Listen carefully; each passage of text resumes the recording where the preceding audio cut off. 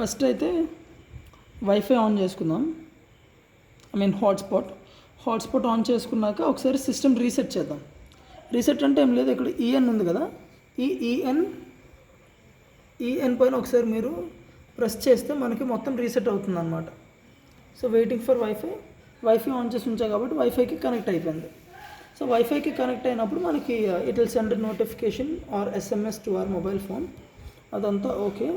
అయితే ఇప్పుడు మనం బ్లింక్ యాప్ ఓపెన్ చేద్దాం. బ్లింక్ ఓపెన్ చేసి ఫస్ట్ ఇది ఇంటర్ఫేస్, అక్కడ గ్రీన్ కలర్ వచ్చింది కదా, అంటే ఇది ఇంటర్నెట్కి కనెక్ట్ అయ్యి ఉంది అని చెప్పి I told you previously. So ఇదంతా ఇందులో ఉండే రీడింగ్స్. సో ప్రజెంట్ అయితే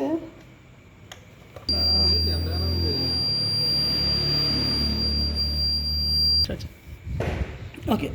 సో ప్రజెంట్ అయితే నేను హ్యూమిడిటీ సెన్సార్స్ది డిస్కనెక్ట్ చేశాను, ఎందుకంటే బయట ఎన్వైర్న్మెంట్లో కొంచెం హ్యూమిడిటీ ఉండడం వల్ల అక్కడ నాకు వాల్యూస్ కొంచెం అటు ఇటుగా చూపిస్తుంది.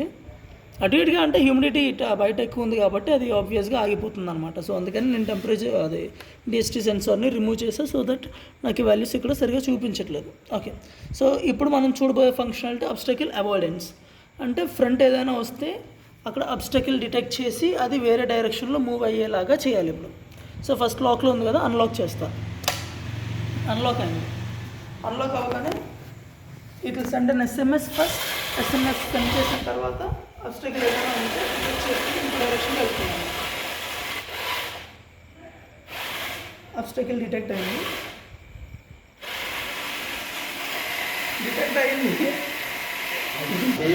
కాకపోతే అన్నీ తెచ్చుకోవాలి మనం. ఇక సో ఒకసారి అబ్స్టకిల్ పెడుతున్నా. అబ్స్టకిల్ కదా డిటెక్ట్ చేసింది. సో ఎటువైపు ఖాళీగా ఉందో డిసైడ్ చేసుకుంటుంది అనమాట. ఇటువైపు నేను ఉన్నా కదా, సో అటువైపు స్టార్ట్ అవుతుంది. బట్ ఇది ఎప్పుడైతే జీపీఎస్ మెసేజ్ పంపిస్తుందో ఇది స్టాప్ అనమాట. డిటెక్ట్ అయింది.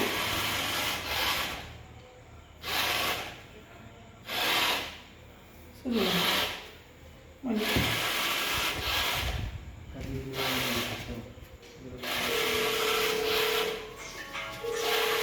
ఇప్పుడు ఇది ఏం చేస్తుందంటే ఎటువైపు తక్కువ డిస్టెన్స్ ఉంది,